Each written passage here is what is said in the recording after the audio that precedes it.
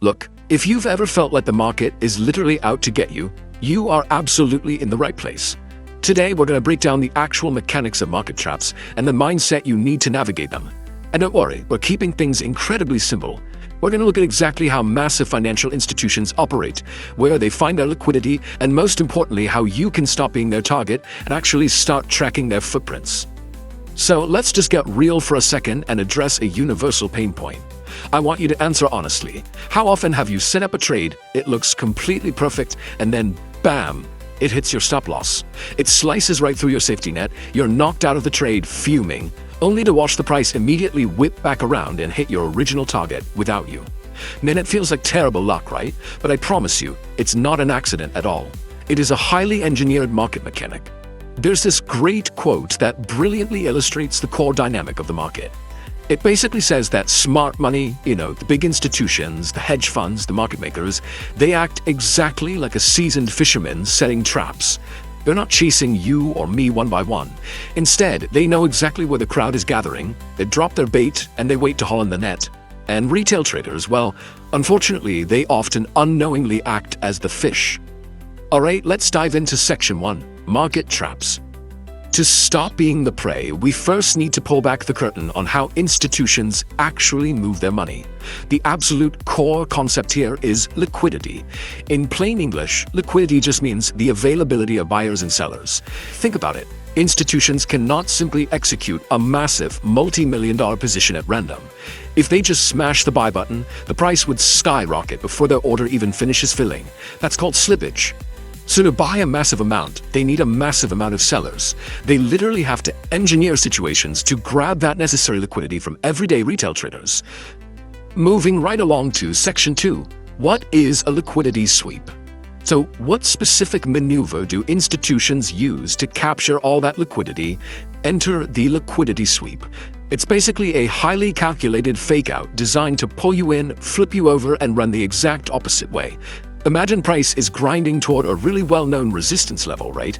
Everyone places their stop losses just above it. Suddenly, the price spikes up, triggers all those stop losses, which, by the way, if you are short, are actually buy orders. And suddenly, the big players have all the liquidity they need to sell into. Then, the market sharply reverses downwards. It's wild when you compare the two mindsets. The retail mindset is super emotional. We tend to chase big breakouts, panic, and place completely obvious stops exactly where the textbooks tell us to. Smart money, on the other hand, is methodical. They're just sitting back, waiting patiently for those stops to build up into a giant pool of liquidity, and then they sweep them. Retail reacts to the market, while smart money manipulates the short-term structure to fill their books. Okay, on to section 3, combining key price zones. If you want to spot the fisherman's trap, you have to know where the fish ponds are on your chart. Where does the crowd naturally gather? Well, think about it. Everyone defends previous swing highs and lows. Equal highs draw on breakout traders like an absolute magnet. And psychological round numbers like 50,000 on Bitcoin or 1.2 on the euro are just really easy anchors for the crowd. These are the exact spots where stop-loss orders cluster together, making them prime, highly predictable targets for institutional sweeps. The crowd is so vulnerable here. Get this, our sources note that around 80% of retail stops cluster right in that tiny 1 to 2% margin, just past those obvious TERT levels. That massive cluster of pending orders is exactly why you see the price briefly spike just past a major support or resistance line before violently turning around. It's not a coincidence, folks, it's a targeted raid on that 80%. Which brings us to section 4, steps to identify the trap. Knowing the trap exists is great, but spotting it live is what actually saves your capital. So here's your concrete checklist. Step 1, identify the fish pond, that key support or resistance zone. Step 2, wait for the price to pierce that zone, creating a sharp wick. Now step 3 is the absolute most crucial part. You must wait to confirm that the candle closes back inside the zone. By patiently waiting for that close rather than jumping in while the wick is still forming, you confirm the rejection. This completely filters out a genuine breakout from a manipulative trap. Finally, let's wrap up with section 5, solid trading psychology. Because strategy is only half the battle, right? Executing under pressure is the rest. Take a look at this number, 10 to 30. What does that mean? Well, scalpers and short-term traders absolutely must take a 10 to 30-second micro pause after a trade, whether it's a huge win or a tough loss. This simple little breather completely resets your emotional baseline and fights off decision fatigue. The human brain is just not wired to make high-stakes financial decisions back-to-back without a break.